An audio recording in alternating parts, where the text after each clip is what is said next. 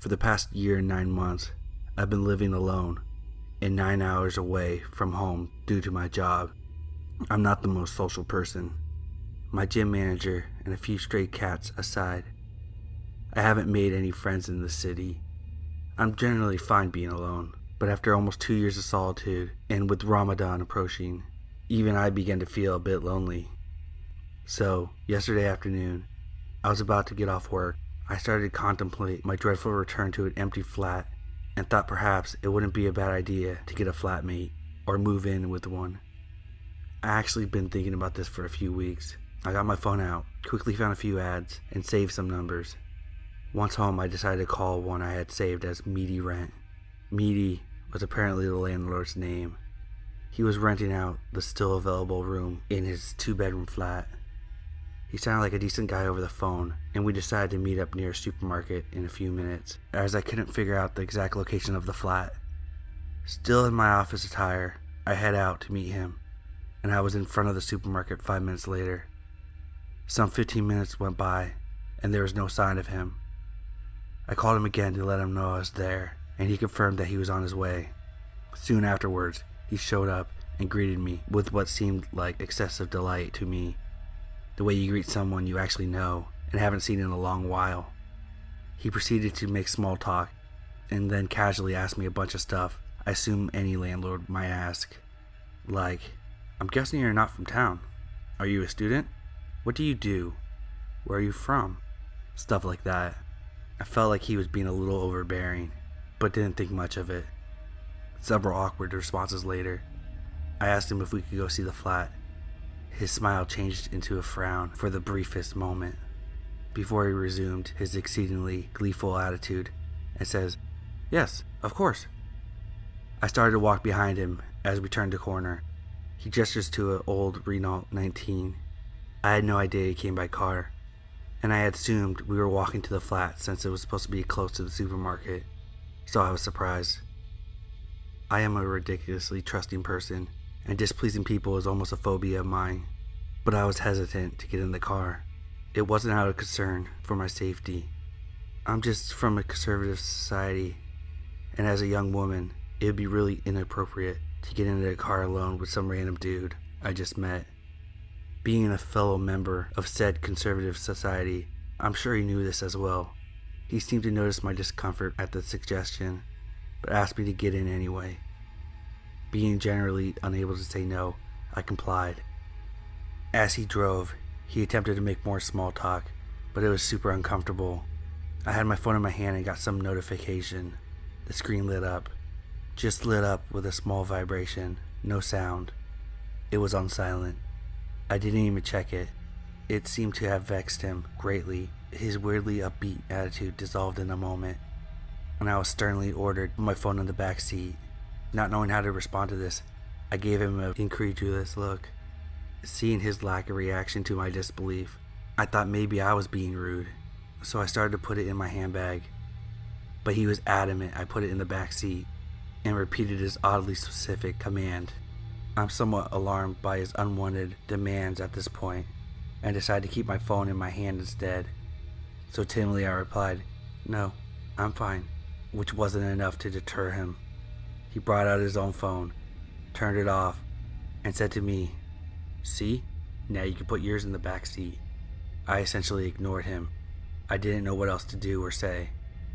We had been driving for maybe 3 minutes, so I asked him if we were near the flat, and he said yes. Another 2 minutes or so went by.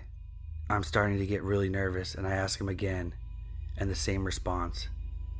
Then I asked the woman occupying the other room would mind the visit or not, which was probably a silly question, but I wanted to find out whether she was there, seeing as I wasn't keen on being alone with this guy in a flat. His facial expression morphed into the same inquisitive look he had assumed earlier, and he remained silent for a second before saying that she wouldn't mind. I thought nothing overly suspicious had happened so far, but I was getting overwhelmed by a terrible sense of dread for whatever reason. Something about this man just didn't feel right. The feeling was shortly confirmed when he caressed my hand.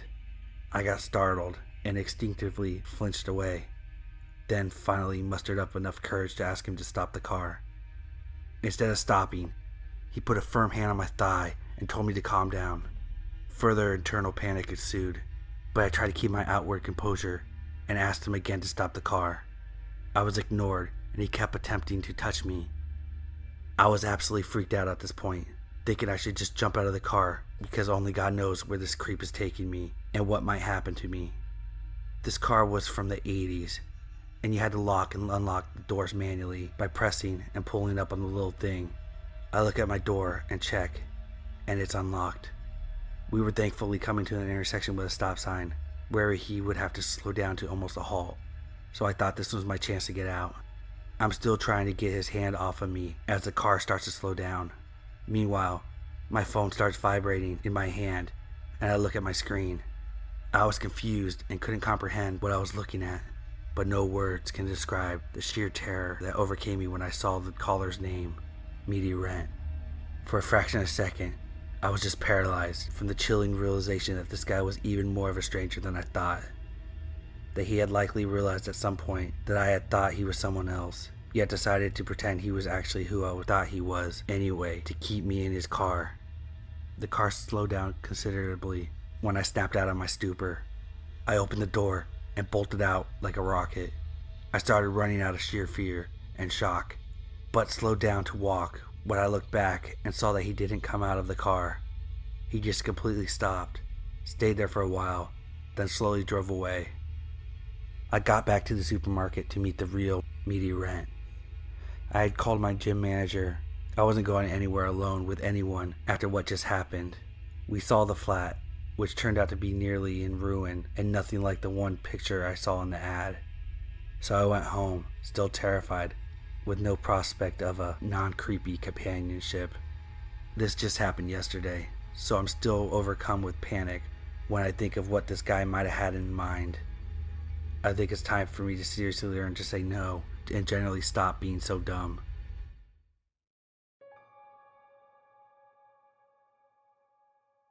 Some background info. Me and my roommate, females, late 20s, best friends, just moved into this apartment, and yesterday was our 1 month anniversary of living there. It's in Ontario. A great neighborhood, a little bit touristy, not a bad area. The building is in great shape, but old, and many of the tenants have told us they've lived there for over 20 years. We were assured that the locks were changed before we moved in. I have a key, as does my roomie, the old couple that take care of the building, who are in their 60s, and the general maintenance guy. I was last to leave the apartment around 8 a.m., and I locked the door. My roomie got home around 4:30 p.m., unlocked the door, changed, and left again to run errands. We both got home again around 6 p.m. First thing I did was go to my room and change out of the work clothes, and I noticed my closet looked messy. I had a small box of knickknacks that looked like it had fallen onto the floor of my closet. However, the box was then put back up, and some of the dirty clothes in the basket were inside. It looked like someone had rummaged through my dirty laundry and tossed the clothes out of their way, which probably caused the box full of stuff to fall in the first place. On top of that, brand new clothes I had just purchased, still hung up but hanging inside the box. Like if someone was quickly sliding clothes on the clothing bar and flipped some into the box. Because I'm very neat and tidy, I knew right away this wasn't right, and I did not do this. So I began to rationalize. Did my roomie do this? No. Why would she do this? She wouldn't do this. If she needed something, she'd ask. Did I do this? Maybe I threw my pants in the closet and it landed on the box. Maybe I did leave stuff on the floor. Oh well, weird. But anyways, cut to about 9:45 p.m. I'm in my room and all of a sudden I hear my roommate call my name, loudly, and in a tone of voice I'd never heard before. I go into her room and she said, "I found the gift you left me." I say I don't understand. "The present, in my pillow." I look at her from the hall and say I have no idea what she's talking about. I go into her room and on her bed is a dildo. My dildo. I grab it and say, "That's mine. Why is it in here?" She said, "It was in my pillow. You didn't put it there?" I tell her it was mixed in with my laundry basket. That's where I leave it to remind me to wash it within a day or so. Now the wheels are turning, and things are coming together. Someone must have let themselves into our apartment with a key, went into my room, looked through my dirty laundry, found the sex toy mixed up in there, and put it inside her pillowcase so she'd find it when she went to bed. After being in shock for a few minutes, the reality sunk in and I started to cry. Someone had access to our apartment for at least a month. We decided to talk to the building managers, the old couple, and while they seemed to want to comfort me because I was an emotional mess, the husband mostly played it down, saying it was probably a joke. And did we give out a copy of the key to anyone? Which we never did. I think it was part culture and age that made them downplay it. We did call the cops, and they came within an hour or so. They took all of our info, and we told them the full story, and they had to look around. Honestly, they can't do much, and I figured that at least we would have a paper trail. I definitely mentioned the handy guy as one of the people they should talk to. They're going to follow up with some residents and building staff. I also watched the property manager, a sweet old guy, and the handyman change my locks this morning. If anything seems out of place, it's very clear it's either the staff or someone who has access to their apartment keys. We're getting a camera that can attach somewhere discreetly, and hopefully it never catches anyone that shouldn't be in our apartment.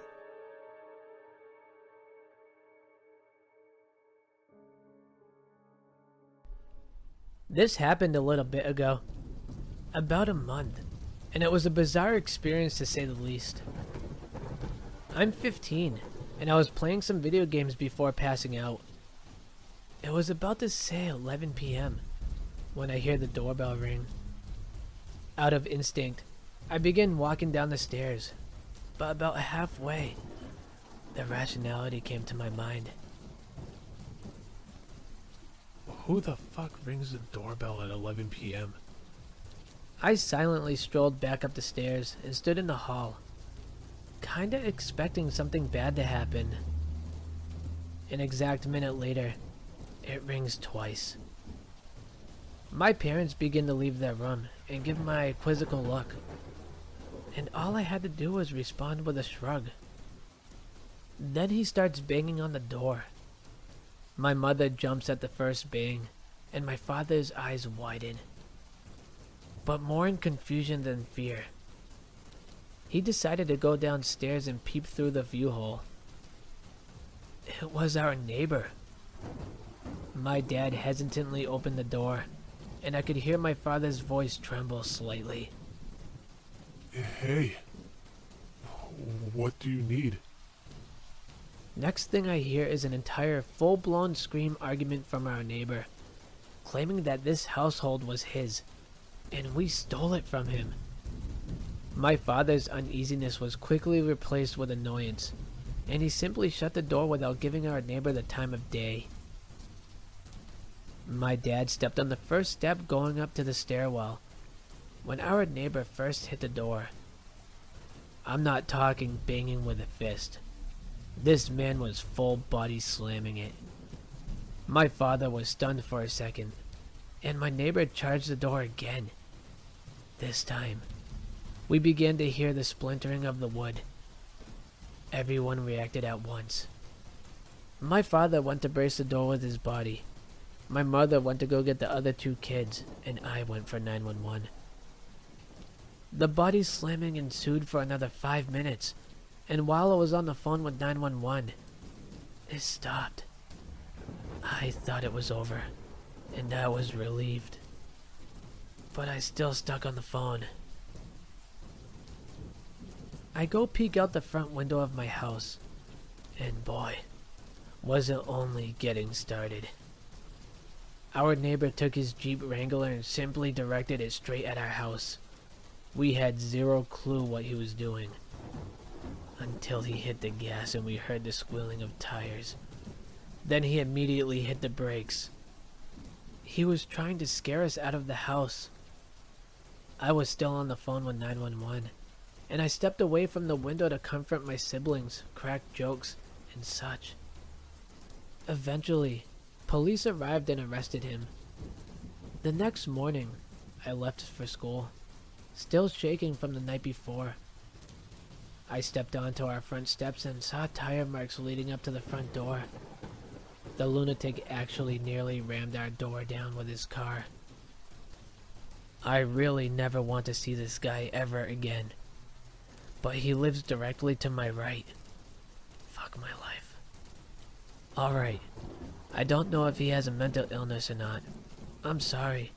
And no, I'm not going to physically harm him via blade nor bullet. Stop suggesting that. No, I do not care if he had threatened us.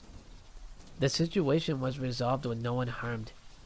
Stop saying my father should have hurt anyone. There was no need. Rationality over emotion. And no, not even I trust my guardians with a firearm. I would probably be the best candidate for it, but I doubt my father will buy a gun and rely on his 15-year-old son to use it.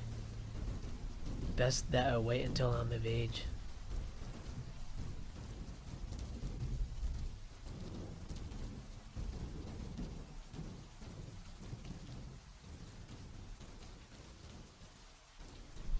Hey guys, I have a few somewhat creepy stories, but this one takes the cake as the freakiest. I was about 16 at the time. Anyways, my family and I went to go visit some relatives we had in a foreign country. I was born and raised in the USA, but we still go back often to visit relatives. My dad didn't want to keep paying for a hotel, so a few years back, we bought an apartment. This trip was our first time staying at the apartment. The way the apartment is set up, there is a living room where the only entry is, and the only air-conditioned spot. My dad was still back in the US finishing up some business, as he was gonna meet us there later. So it was my mom, my 3 brothers, 1 older, 2 younger, and I. The landlord who gave my mom the key was sort of creepy from her description, but it didn't really alarm anyone that much. Also, important to the story, my mom got the key and met the landlord alone, since we were all taking care of our things at my uncle's house. It's now been a few weeks and my mom couldn't stand her room since there was no air conditioning. I didn't blame her, so we all slept in the living room. Nothing out of the ordinary happened until about 4 weeks into staying there. At around 2 a.m., my mom was waking me up, but with her finger over her mouth, basically saying, "Keep quiet." My mom never does this, so I shot up and made a hand motion asking what's going on. She pointed to the door, and someone was jiggling the doorknob. We had to forget to lock the door, I thought to myself, but thank God my older brother got into the habit of chain locks from his college days. It should be noted that my brother was dead asleep in another room, so I was now the oldest male. My mom was distraught, and I was thinking about what to do. I was still thankful that at least the chain lock was there, but I think the man on the other side noticed that was all. I see a face pressed up against the small gap, and I shit you not, it was the fucking landlord. He finally, after about 10 minutes, gives up, or so, I thought. The next thing I see is a coat hanger trying to open the chain lock. I finally decide to do something, so I body checked the door, slamming it shut, locked the actual lock, and yelled in the foreign tongue, what would be equivalent to "fuck off." I looked through the peephole, and the man seemed surprised to hear a man's voice. I guess he assumed, since my mom was the only one to check in, she was the only one living there. He scrambled down the stairs. All said and done, he was gone by 2:30 a.m. I looked out the window across the street at the landlord's house, and he just stared at me, and then turned off all the lights in his house. When we woke up, I told my brother. He still credits himself for the chain lock. I do too, but I think I deserve a little credit. We called the police. But they said we really didn't have enough evidence, and that it was my word against his. My mom wasn't sure it was the landlord, but I swore it was him, that I had seen him. My dad arrived about 4 days later, and I told him the story. He met the landlord and agreed that he was creepy. My dad actually believed me, and my mom didn't feel safe anymore, so we left that apartment the day after my dad arrived. As we drove away, the landlord gave me a little smirk and wave. By now it was daylight, and I kinda wanted to beat the shit out of him. Anyways, to the creepy guy who tried to break into my house and probably attack my mom, let's never meet.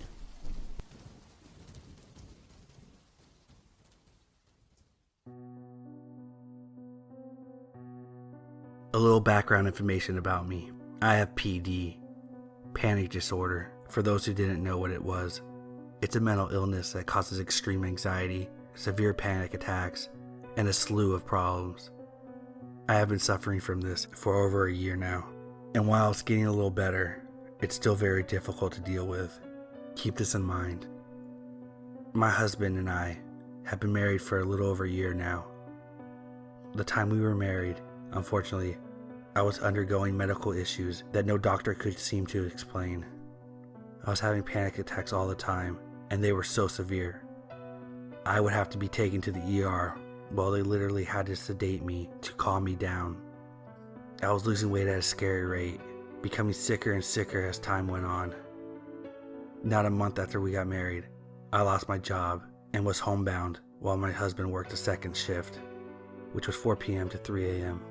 He would arrive home around 4 a.m., leaving me alone most of the time.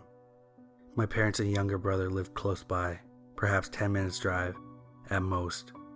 But at the moment, my mother, who was a school teacher, and father, who works in a factory, were unable to watch over me. They called as frequently as they could, but that's all they could do. In May, I was told by my doctors that I was literally on death's door. Unless something happened quick, my family was going to lose me. I was given medicine to help with the panic attacks, also to get me to eat. They wanted to hospitalize me, but I refused. My parents decided that when they and my younger brother went to Florida the next month, they were taking me with them. Again, keep in mind, I'm both anxious and extremely sick. Around this time, the real issue began. See, we've never actually met our neighbors personally. My husband lived in the trailer alone for a month before we were married, and he always said that they were kind of odd, but didn't seem to be any concern. However, once I came into the picture, that changed. The person that lived in the trailer before us was actually a cousin of mine, who rented it from another cousin and his wife who lived states away. Nora was a huge druggie and a drug dealer, so people used to get their fixes and drugs in the trailer we now live in. Then, a few months before we moved in, she got in trouble with the law and landed in jail for some time. I guess our neighbors, who according to our landlord, were drug addicts and raging alcoholics as well, thought that perhaps she was back. I'm not quite sure. I suppose this was because from where I was sick, and that my husband slept whenever he could, both working odd hours and taking care of me, so they never really actually saw us. They just knew someone was there. They become active at night. During the day, they're predominantly quiet. Every once in a while, they would go do something outside, but for the most part, nothing really happened. It was always after my husband left for work.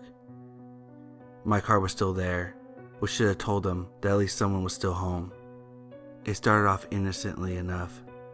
Driving up and down in front of our house, parking in the road directly in front of it. They'd honk their horn, but I'd ignore them. Several times I called my parents asking what to do. They said for the time just to ignore them, because maybe they thought Nora was back. And after some time, they'd get the hint that we were new people and they would leave me alone. So I did just that, for a time. When they started driving up in my driveway and stopping on my porch, that's when I first called the cops. All I was told is as long as they didn't encroach on my actual property, there's nothing that they could do. They advised me to turn on the lights in my house, signaling that I was home. I couldn't sleep, despite needing to, and I desperately needed sleep. My husband had the weekends off, and as you could guess, no issues during the weekend. It was insane and infuriating. Everyone believed me when I said I was having problems, but there was only so much they could do. My father-in-law brought over his shotgun, a 12 gauge. Knowing that I was a good shot, he told me to use it if need be. Another background thing is I shot trap for years, and when I was 18, I placed second in districts. I chose not to go to state, but knowing that I was good enough to get second was a proud moment for me. My father-in-law made me promise I would use it if it came to it, so I did. One night, my husband was at work, and I guess my body finally shut off. I fell asleep for once, only to be woken up around 1 a.m. with the sound of the neighbor's truck tearing out from behind the trailer. I jumped up, looked outside to see them driving out of our driveway. They started speeding up and down the front of the house. I called the cops again. I also called my mom and dad, and my dad came over because I had a full panic attack. My dad called my husband, who came home immediately. There were tire marks in the grass behind the trailer, but they couldn't necessarily prove it was them, despite me describing their truck down to the dents. My dad told the cops this had been going on long enough, but again, not enough evidence or proof. A week. Just one more week until I could go with my family to Florida. My husband naturally was at work. I was sitting at home, our 2 cats asleep rather soundly. I was playing my 3DS with Markiplier on the TV for background noise. The time was around midnight when my cats suddenly woke up and came unglued. They ran to the side door, then to the front door, growling and hissing, their hair standing up on end. They had never behaved this way, so I started to get up to see what it was that they were freaking out about. When I heard it, "How are we gonna do this?" I froze. I heard them. I heard their footsteps as they walked down the front porch. I wasn't sure how many there were, but I knew for a fact there were at least 3 men outside. My curtains were closed and most of the lights were off, but my TV was on. Surely they could hear Markiplier's erratic volume. Then they got quieter. I heard footsteps on the porch again. I grabbed my phone shakily, swiping until I found my dad's number, and called him. I remember breathing hard, feeling a panic attack setting in. "Hello? They're here," I remember sobbing. "On the porch. Daddy, they want to get in. I'm on my way. Call the cops." I hung up with him, then heard them talking amongst themselves on how they wanted to break in and what they wanted. I ran into the bedroom, grabbed the 12 gauge, opened the chamber to see it fully loaded, and then called the cops. I left the lights off. I decided I was going to have them caught this time. I wasn't going to run them off. The dispatch answered and I told them what was going on. As sick as I was, I managed to hold the shotgun to my shoulder, pointed at the door, remembering everything my dad had taught me about shooting while I was a hunter and when I shot in competition. But I was still scared out of my mind. Somehow I kept my panic attack down, but I was still breathing really hard. "Calm your breathing, hon. You said they're outside?" "Yes. I heard one of them say they heard me. Then another one said it wouldn't be a problem." "Oh my God." "They're coming, sweetie. I promise. I'm armed." "Excuse me?" "I'm armed," I yelled, hoping that they would hear. "With what, sweetheart?" 12 gauge. They want to hurt me, and I'm not going to let them. "She's armed." I heard them tell the police, who I suppose were on their way. I heard the word "armed" from one of the guys outside, then silence. "Ma'am." I heard the footsteps of them leaving, then I saw the lights on my dad's truck. "My dad's here." I lowered the shotgun and ran outside. My dad and younger brother were running out of the truck. My dad had a judge in his hand, which is a pistol that shoots 12 gauge rounds, while my brother was holding a knife. "It's my dad and brother. They are armed too." "Okay, what about the men?" "I don't see them." "When the cops get there, disarm yourselves, okay?" I thanked the dispatcher for everything. I told my dad and younger brother to disarm, so they put their weapons in the truck while I took the gun inside and sat it on top of the dinner table. My dad told me to get back in the house and for my younger brother to go with me. My dad came inside moments later and hugged me, telling me how brave I had been, shaking, crying, gasping for breath. I listened as he went back outside. I could hear the cops found footprints in an area of the porch where the man tried to break in at one point, but the men had scattered, leaving it difficult for the cops to know exactly where they came from. My dad told them that it was the neighbors, and my landlord actually called the cops and told them that it was more than likely that it was the neighbors as well, who had apparently also been giving my cousin, who lives up the road, a difficult time as well. I remember my dad and younger brother standing outside just as the cops pulled up, yelling as loudly as they could that they would drop them if they ever so much as saw them around me again. "Enough is enough," my dad yelled over and over. "She is sick. She needs her rest. Leave her the hell alone. I'll drop your ass, I swear to God." And I noticed he was crying. My dad isn't the type of person to do that. My whole life, I've seen him cry maybe a handful of times. My dad had been scared that he wouldn't have got there in time, and maybe, just maybe, I would have hesitated to protect myself. But I had made up my mind. I wasn't going to let them get away with it anymore. That night, my husband came home from work and hugged me so tightly. I thought my lungs would burst. My brother had texted him and told him what was going on, but reassured him that I was okay. Weeks later, I went to Florida. Time went on, and I am still getting better. As for the neighbors, I've never had problems with them again. I'm not sure if it was because of cops actually going to their house, or if it was my dad and younger brother threatening them, or maybe it was just hearing me say I was armed. I don't know. I don't care. They're still there, but I know they won't do anything again.